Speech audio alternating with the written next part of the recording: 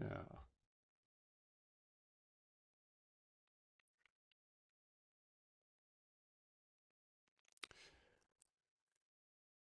Well, Happy New Year, everyone.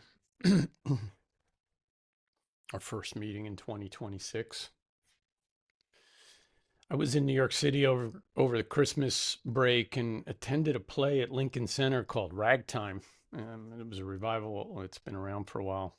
It's Ragtime is a musical set primarily in the early 20th century, 1900 to 1915, something like that. The story um, is about the lives of three different groups: white upper middle class Americans who live in New Rochelle, African Americans who are living in Harlem, and Eastern European Jewish immigrants who are living in the city in New York City. And throughout the play, the paths of these different groups converge and interact, and it's amid a lot of social and political and technological changes that are going on at the turn of the century. So there's a lot of tension, and it shows a lot of discrimination and general suffering, as well as a lot of courage also, and friendship and community in it, which is often was often expressed in these beautiful songs sung by the various characters in the play. It moved me and got me thinking about how mindfulness might help us address the social issues now in the 21st century world that we live in. So today I wanted to just briefly explore this relationship between mindfulness practice and social action. And the question that arises frequently and often with some tension is, does becoming self-aware also entail responsibility for caring for others? And on the one hand, mindfulness is commonly described as a kind of inward practice, paying attention to the breath, the body, thoughts, emotions. But on the other hand, we also live in a world marked by social, economic, and political suffering that needs our outward attention and maybe action. As a meditator, it's natural to ask the question, what does mindfulness have to do with the communal life?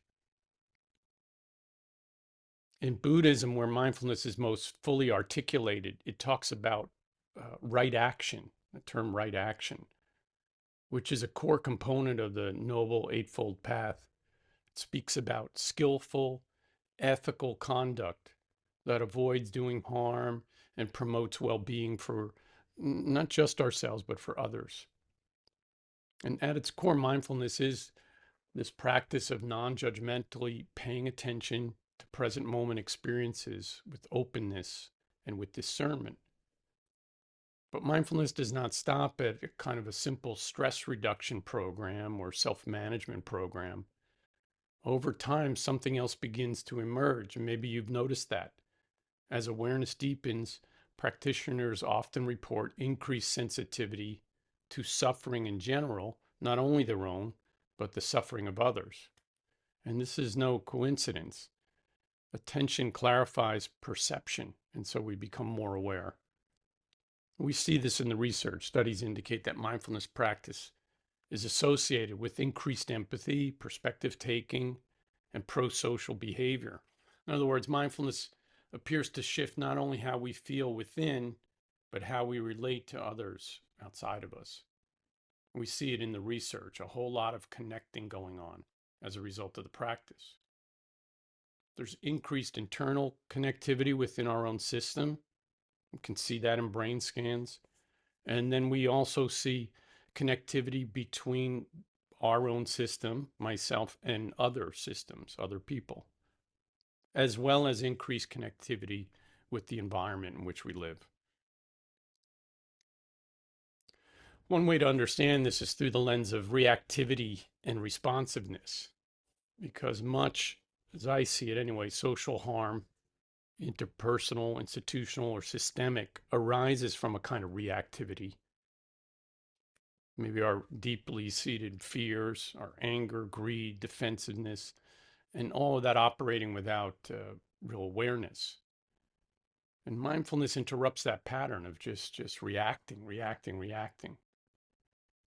And in that pause, we have more freedom to choose a response rather than just being reactive. And from the research perspective, the pause is critical in mindfulness. It's why we practice over and over, just noticing without having to do something about it immediately. We see it in the neuroscientific studies. It shows that how mindfulness practice strengthens the prefrontal regulation of our limbic system. No, I mean it deals with the limbic system, but the prefrontal area develops. And the limbic system, the reactive part of us, the limbic system, drives kind of the fast-paced, emotional, instinctual kind of reactions. And the prefrontal area handles more slow, logical, higher order of thinking. And so it's more responsive. And so we see that in the studies that the prefrontal area gets stronger and the reactivity kind of quiets down in the limbic system. And so we're less impulsive and more deliberate in our action. So in that sense, this is where mindfulness and social action meet, not as an ideology, but as embodiment. And social action in this sense does not necessarily just mean like, actively protesting or public advocacy. It could include that, but it also impacts simply how we listen to each other and how we speak to each other and how we participate in institutions that can help, impact others' lives. So what does this mean for us as practitioners? I think first, mindfulness invites us to notice how social realities live in our own bodies and in our minds. And when we are, especially when we are reactive, how stress, fear, resentment, injustice are not abstract concepts, they're embodied experiences that we are living. So bringing mindful attention to these experiences is already a form of engagement. And secondly, mindfulness supports a kind of ethical humility that as awareness deepens, we can become more aware of our own biases and limitations in what we see kind of in a quick look or a biased look. And that can soften, certainly. And we can become more curious and we can be more open to dialogue, which is certainly needed in our world. And third, mindfulness encourages a kind of aligned action that reflects our values. It kind of syncs up more. We act from this place of awareness, in whatever form that takes. And so I think it's good. It was certainly a reminder for me in watching this play and my reflection after this, that mindfulness and social action are not separate. That every interaction is an opportunity to practice mindfulness. And that mindfulness doesn't ask us to turn away from the world and just be in on ourselves. It asks us to turn toward experience with clarity and care. And when we do that consistently, awareness will naturally extend beyond the cushion into the conditions of our shared life. So, with that in mind, let's practice together, allowing our mindfulness practice to inform not only how we sit and an awareness of ourselves, but also how we live in this world with others.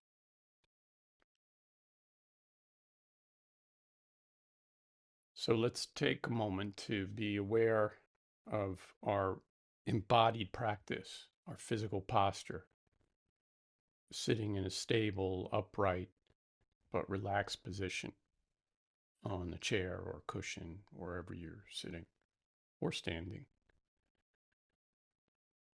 And then finding a place for the hands to gently rest on the legs or in the lap. Closing the eyes or just lowering the gaze softly down.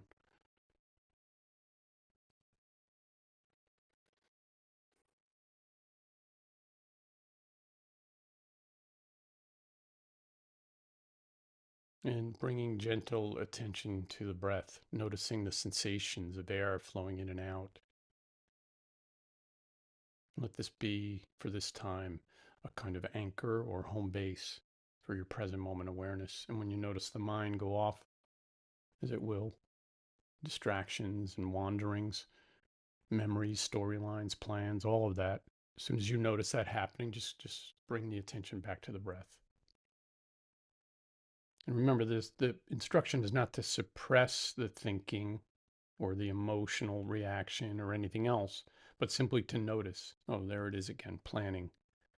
And then to let that go for now and just come back to the breath.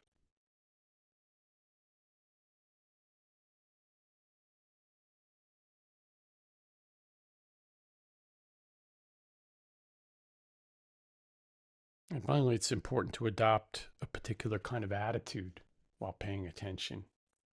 We might start to notice a lot of things, and then we can add a lot of judgment to that which we're noticing. So we could practice with an attitude of patience, curiosity, non-judgment, even friendliness towards our minds and our bodies as they exist in this moment. And that perhaps in doing that for ourselves, we might be able to extend that to others as well.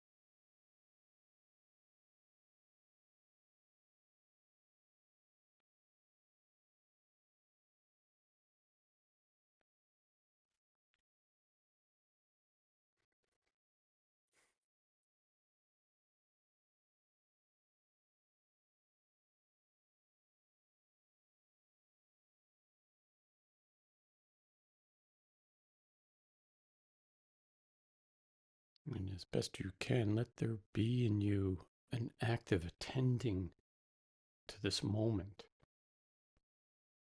and all that's emerging in this moment, moment by moment.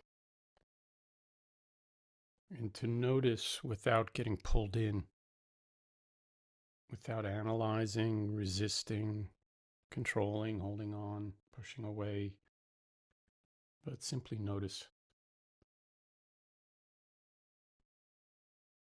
Not to be completely passive in your life, but to reduce the reactivity around that which is emerging.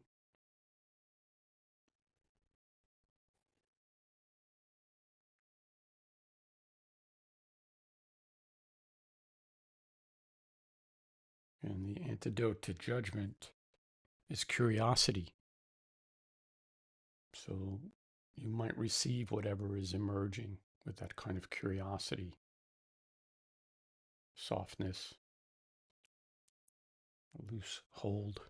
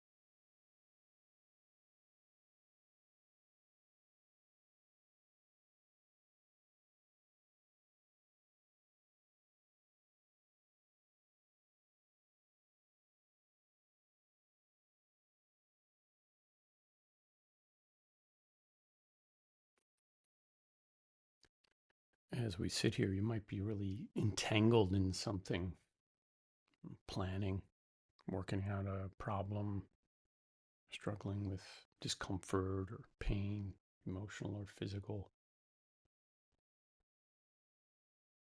And it's all very natural and bound to happen. And the practice is to acknowledge and to let it be for now.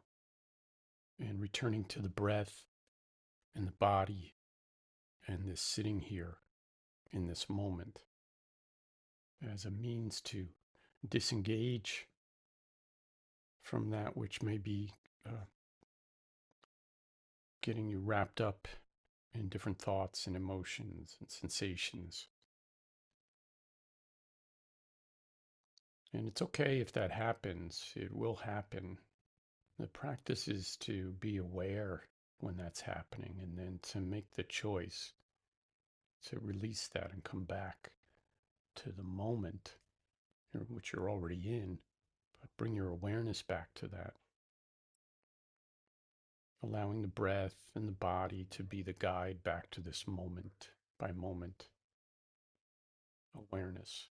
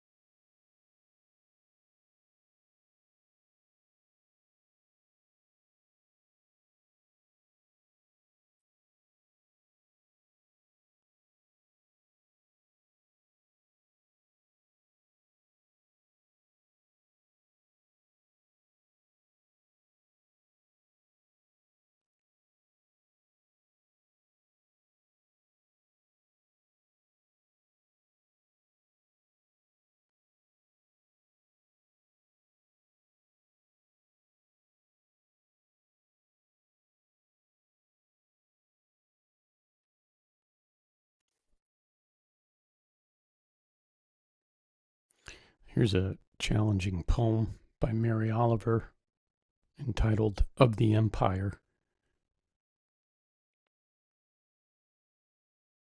We will be known as a culture that feared death and adored power, that tried to vanquish insecurity for the few and cared little for the poverty of the many.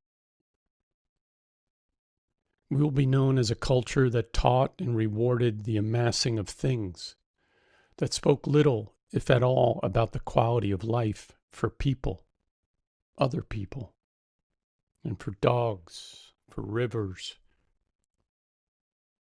All the world in our eyes, they will say, was a commodity. And they will say that this structure was held together politically, which it was. And they will say also that our politics was no more than an apparatus to accommodate the feelings of the heart. And that the heart in those days was small and hard and full of meanness.